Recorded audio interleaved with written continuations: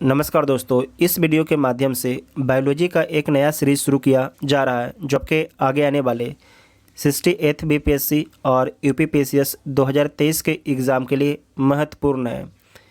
और आपको बता दें कि इस वीडियो में टोटल आपके 30 प्रश्न को डिस्कस किया गया है। और ये 30 प्रश्न कहाँ से लिया गया है, तो घटना चक्र के बुक से लिया गया है। और ये 30 प्रश्न किस एग्ज़ाम में पूछा गया है, तो बीपीएससी, यूपीपीएससीएस, झारखंड, छत्तीसगढ़, राजस्थान, इन सभी पीसीएस में ये सारे प्रश्न पूछा गया है। और आप सभी को जानकारी भी होगा कि अगर आप लोग बीपीएससी के एग्ज़ाम देते हैं और यूपीपीसीएस का, तो बहुत ही ज़्यादा क्वेश्चन जो है प्रीवियस ईयर का रिपीटेशन होता है। तो आप सभी के लिए जो सीरीज है बहुत ही महत्वपूर्ण है। तो आप सभी लोग वीडियो को ध्यान से देखिएगा। ये बायोलॉजी का अपना फर्स्ट वीडियो है। और जो चैनल पर पहली बार आता है, चैनल को सब्सक्राइब जरूर कर लीजिएगा, तभी आपको अगले वीडियो का नोटिफिकेशन मिलेगा। और टेलीग्राम ग्रुप भी ज्वाइन कर सकते हैं, जिसका लिंक आपको डिस्क्रिप्शन में दिया गया है। तो आइए देखते हैं पहला पॉइंट। जंतु विज्ञान अध्ययन करता है, तो जंतु विज्ञान किसका अध्ययन करता है? जीवित या मृत जानवरों दोनों का अध्ययन करता है जंतु विज्ञान। ठीक है, जीवित या मृत जानवरों दोनों का अध्ययन करता है जंतु विज्ञान। जो आपके जंतु विज्ञान है, जूलॉजी है, ये किसका ब्रांच है? तो ये आपके बायोलॉजी का ही एक ब्रांच है। और बायोलॉजी के फादर कौन है? तो अरस्तु आपके बायोलॉजी के फादर हैं। अरस्तु जो हैं बायोलॉजी के फादर हैं। नेक्स्ट क्वेश्चन है कि सूची 1 को सूची 2 के साथ सम्मिलित करना है, तो सम्मिलित कर लीजिए। पक्षी अध्ययन को क्या बोला जाता है? तो जो पक्षी अध्ययन है इसे बोला जाता है ऑर्निथोलॉजी बोला जाता है पक्षी अध्ययन को। वंशागति अध्ययन को क्या बोला जाता है? तो इसे जेनेटिक्स बोला जाता है। पर्यावरण के अध्ययन को क्या बोला जाता है? तो इकोलॉजी बोला जाता है। और जीवाश्म के अध्ययन को क्या बोला जाता है? तो पेलियोबायोलॉजी बोला जाता है। पेलियोबायोलॉजी बोला जाता है। तो इसका राइट आंसर क्या हो जाएगा? 3, 4, 2 और 1। 3, 4, 2 और 1, तो बी इसका राइट आंसर हो जाएगा। फूल के अध्ययन को क्या बोला जाता है? तो फूल के अध्ययन को एंथ्रोलॉजी बोला जाता है। क्या बोला जाता है? एंथ्रोलॉजी फूल के अध्ययन को बोला जाता है। कीटों के वैज्ञानिक अध्ययन को कहते हैं, जो कीट का वैज्ञानिक अध्ययन है उसे क्या बोला जाता है? तो उसे बोला जाता है एंटोमोलॉजी बोला जाता है। एंटोमोलॉजी बोला जाता है। निम्नांकित विषय में से कौन सा विषय जनसंख्या एवं मानव जाति के महत्वपूर्ण आंकड़ों के अध्ययन से संबंधित है? तो कौन संबंधित है? जननांकी संबंधित है, जिसे इंग्लिश में डेमोग्राफी बोला जाता है। आनुवांशिकी में किसका अध्ययन किया जाता है? तो जीवों के आनुवांशिक लक्षण तथा जीवों के वंशागति का अध्ययन किया जाता है आनुवांशिकी में।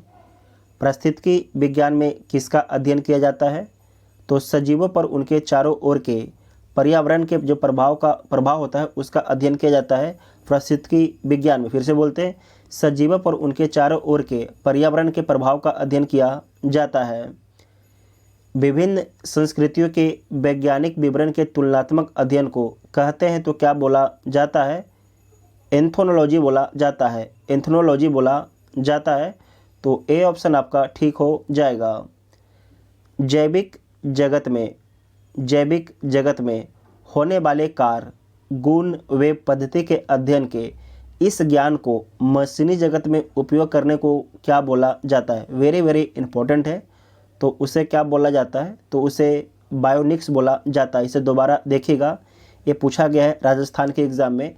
जैविक जगत में होने वाले कार्य, गुण व पद्धति के अध्ययन के इस ज्ञान को मशीनी जगत में उपयोग करने को क्या कहते हैं?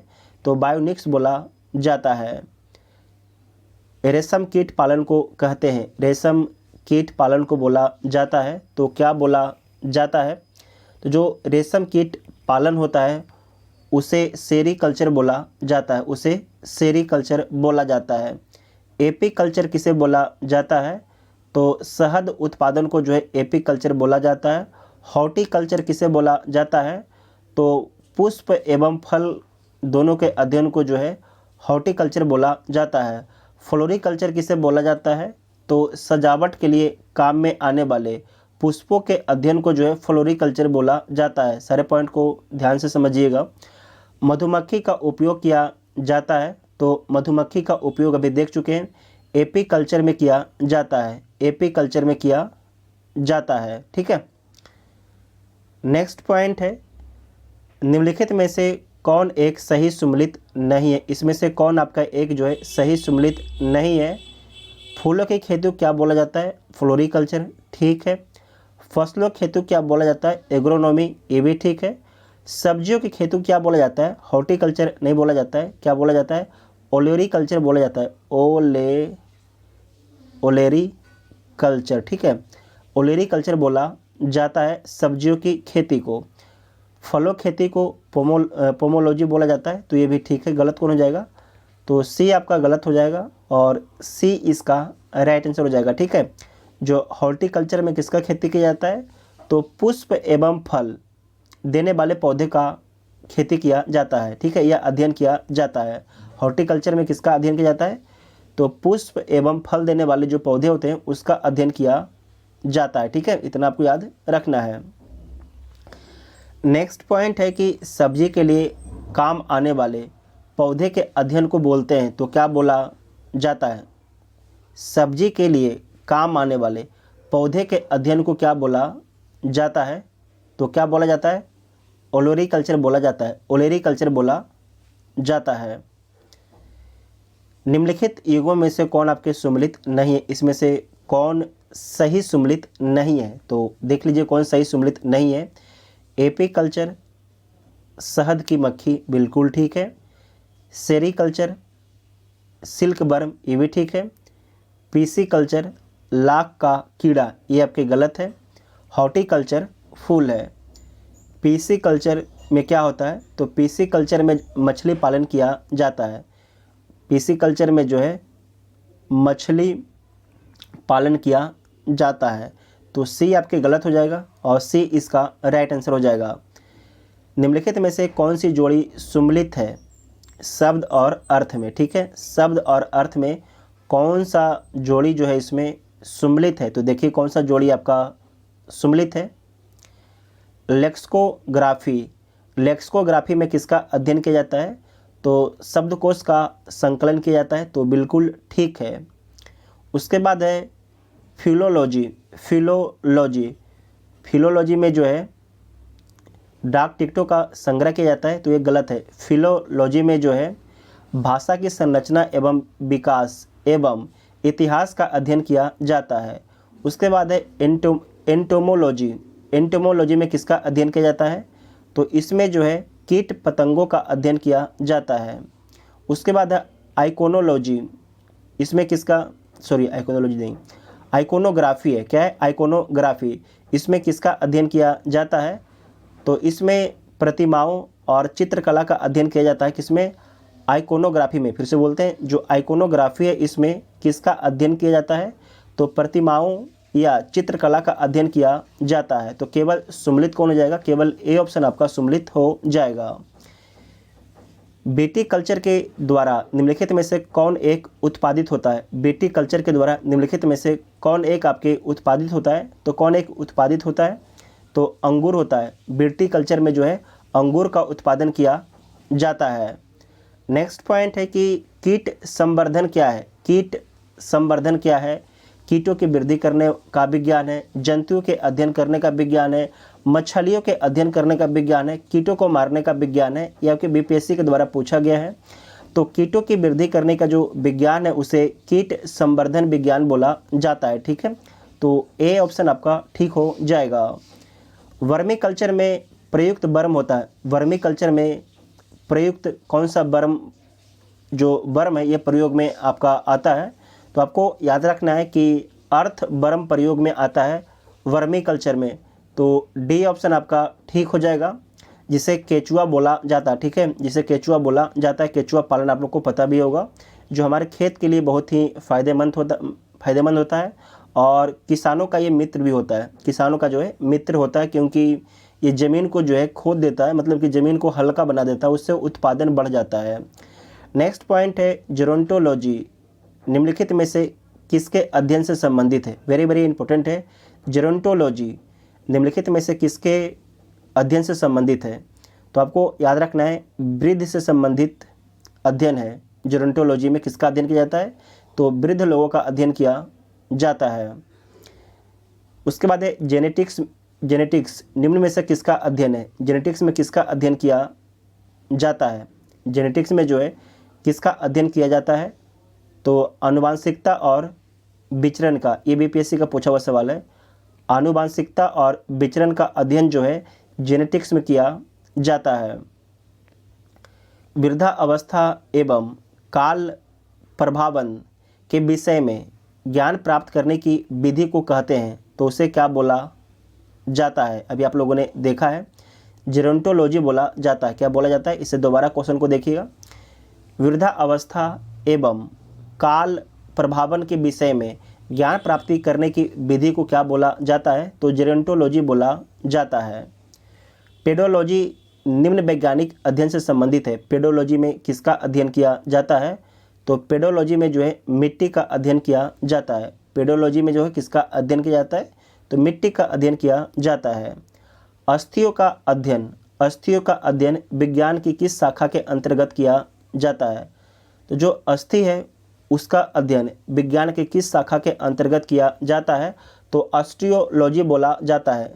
हड्डियों के अध्ययन को जो है ऑस्टियोलॉजी बोला जाता है। ठीक है। नेक्स्ट पॉइंट है सर्पों के विषय में जानकारी प्राप्त करना कहलाता है, तो क्या बोला जाता है?